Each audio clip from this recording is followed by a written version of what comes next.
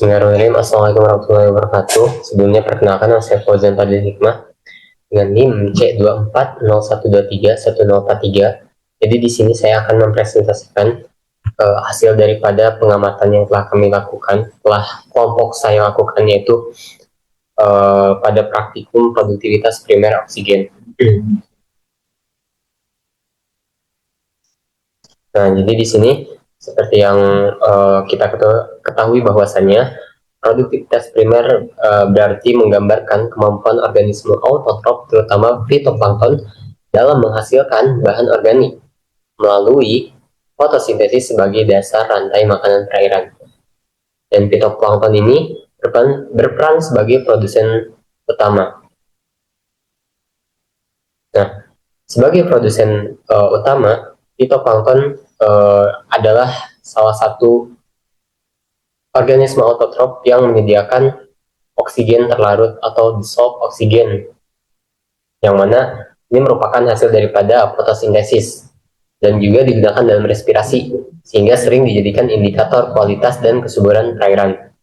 Nah, dalam praktikum ini juga metode yang digunakan adalah metode botol gelap dan terang.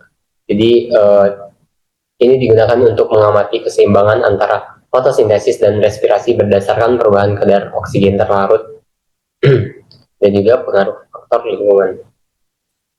Nah, tujuan praktikum ini adalah untuk menganalisis produktivitas primer berdasarkan dissolved oksigen.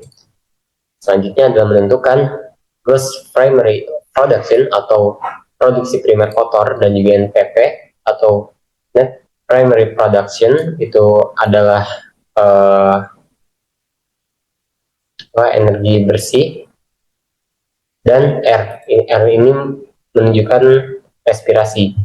Dan selanjutnya mengkaji pengaruh suhu dan cahaya, dan juga yang terakhir memahami keseimbangan fotosintesis dan respirasi. Nah, ini metode penelitian. Jadi waktunya penelitian ini dilakukan ataupun percobaan dilakukan di kolam percobaan MSP dan lab BIMI 1.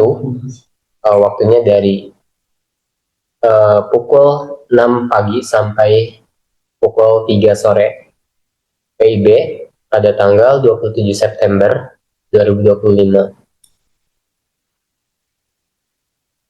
Nah, ini alat dan bahan yang digunakan pada produktivitas primer dan oksigen. Jadi yang digunakan adalah botol bening atau light bottle, ada botol gelap, tali rapia.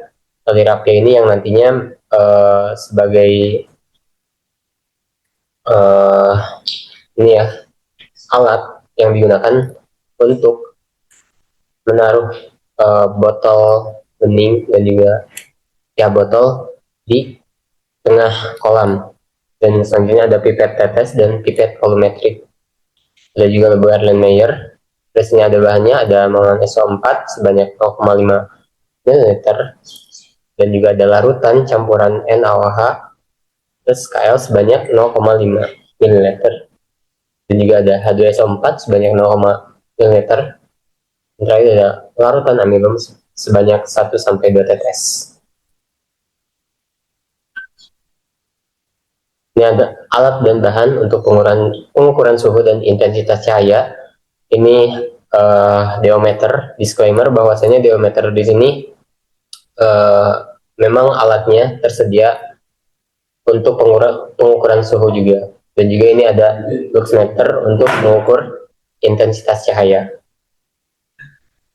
Nah, ini untuk metode penelitian dimulai dari prosedur kerja. Jadi untuk pada prosedur kerja produktivitas primer dan oksigen itu menyiapkan botol Winkler terlebih dahulu yang volumenya 125 ml, berisi sampel air tanpa gelembung, dibuka gitu.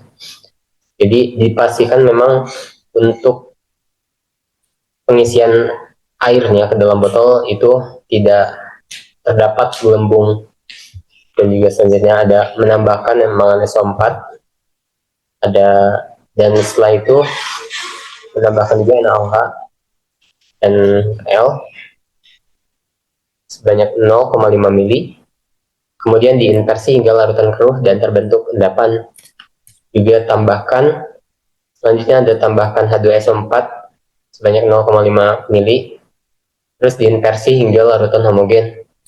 Terus selanjutnya diambil 25 mili sampel ke Erlenmeyer.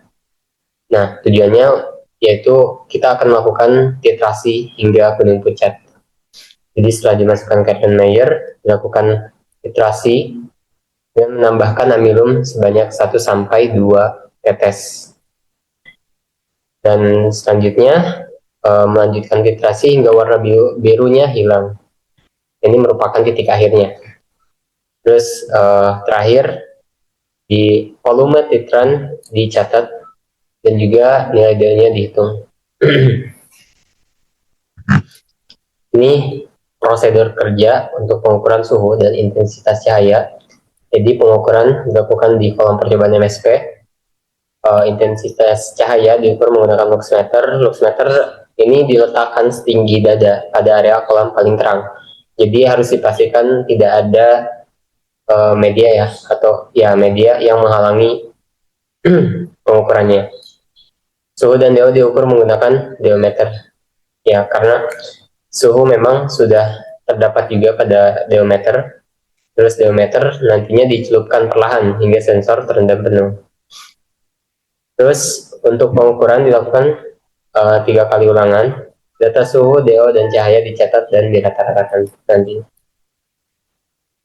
Nah, ini untuk analisis data, ada analisis data dissolved oksigen atau DO, ada gross primary production, ada net primary production, respirasi organisme autotrop, dan juga ada pun pengubah satuannya. Nah, ini merupakan hasil dari percobaan yang telah dilakukan.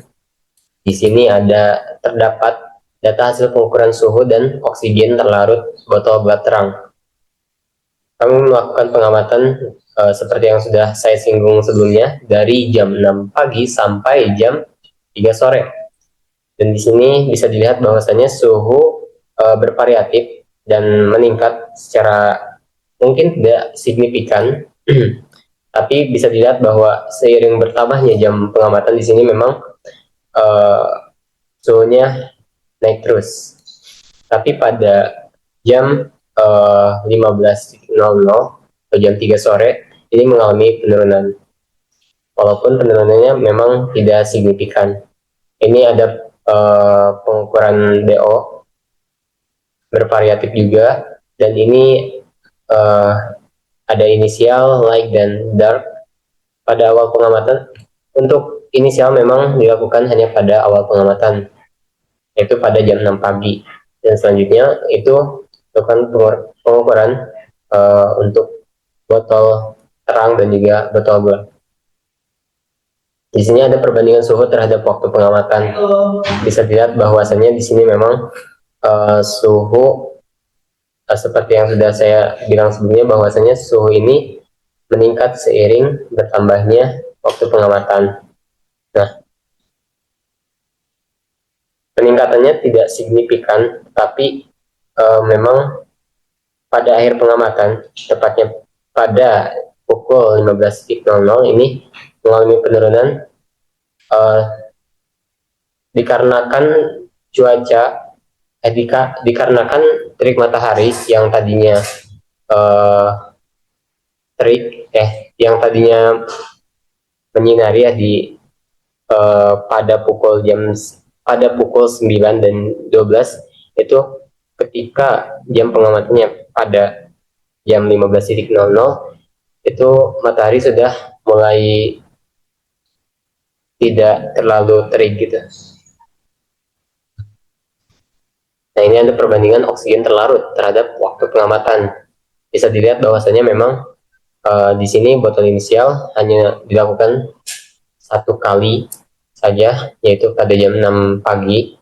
Dan juga di sini ada botol terang dan botol gelap. Bisa dilihat bahwasanya pada botol terang ini dissolve oksigennya ataupun oksigen terlarutnya meningkat seiring bertambahnya waktu pengamatan.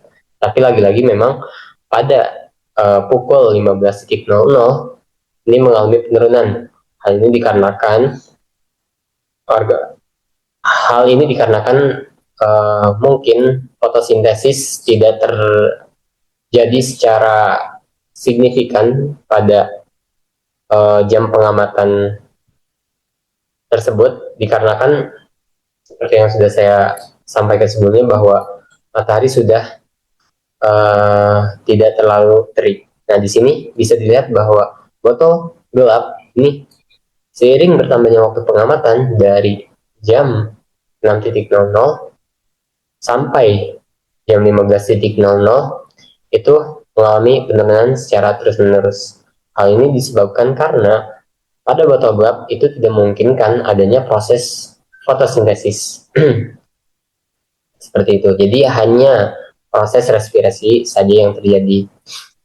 Dan proses respirasi ini tentunya hasil daripada respirasi itu nantinya akan didekomposisi oleh mikroorganisme atau mikroorganisme yang tentunya membutuhkan oksigen gitu. Gitu. Nah, selanjutnya ada data hasil pengukuran produktivitas primer botol gelap dan terang. Di sini bisa dilihat bahwasannya inkubasi dilakukan pada beberapa jam. Pada jam ketiga ini bisa dilihat bahwa GPP, NPP, dan R-nya masih kecil, dan ketika inkubasi sudah mencapai 6 jam sampai 9 jam, ini GPP, NPP, dan R-nya meningkat. Ini ada perbandingan hasil pengukuran produktivitas primer GPP, NPP, dan R dengan satuan miligram oksigen per liter per T. Dan ini adalah waktu. Bisa dilihat bahwa seiring bertambahnya waktu inkubasi, ini untuk NPP ini meningkat pada jam ke-6, tapi pada jam ke-9 ini menurun, walaupun menurunnya tidak secara signifikan. Balikannya untuk GPP atau Gross Primary Production ini mengalami peningkatan pada waktu inkubasi 6 jam sampai ke 9 jam. Dan juga ada respirasi.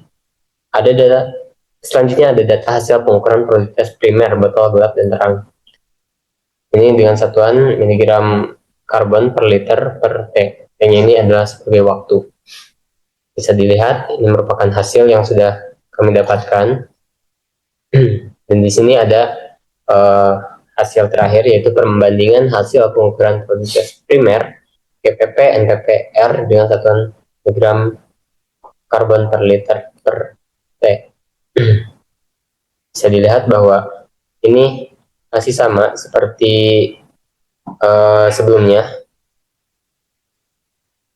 tapi ini cenderung berkebalikan ya. Kalau di sini NPP itu mengalami kenaikan terlebih dahulu, tapi pada jam ke-9 itu mengalami penurunan. Sedangkan di sini GPP-nya yang mengalami kenaikan. Oh ya, masih sama. Nah, ini waktu inkubasi masih sama 3 jam ketiga, jam ke-6, dan jam ke-9. Nah, ini untuk pembahasan. Jadi perbedaan nilai DO pada botol terang gelap dan gelap menunjukkan pengaruh fotosintesis dan respirasi terhadap dinamika oksigen perairan. Terus juga botol terang memiliki DO lebih tinggi karena seperti yang sudah saya sebutkan tadi, bahwasanya pasti terjadi proses fotosintesis yang tentunya akan menghasilkan oksigen. Botol gelap mengalami penurunan DO karenanya terjadi respirasi yang mengonsumsi oksigen. Dan peningkatan DO pada siang hari terjadi meskipun suhu tinggi. Menunjukkan bahwa intensitas cahaya mampu mengimbangi penurunan kelarutan oksigen akibat suhu. Nah, nilai GPP dan NPP tertinggi pada inkubasi 6 jam menandakan kondisi cahaya optimum untuk fotosintesis. Karena pada inkubasi 6 jam ini memang matahari sudah sedang terik-teriknya gitu. Terus nilai R yang negatif menunjukkan adanya konsumsi oksigen oleh organisme sepanjang waktu inkubasi.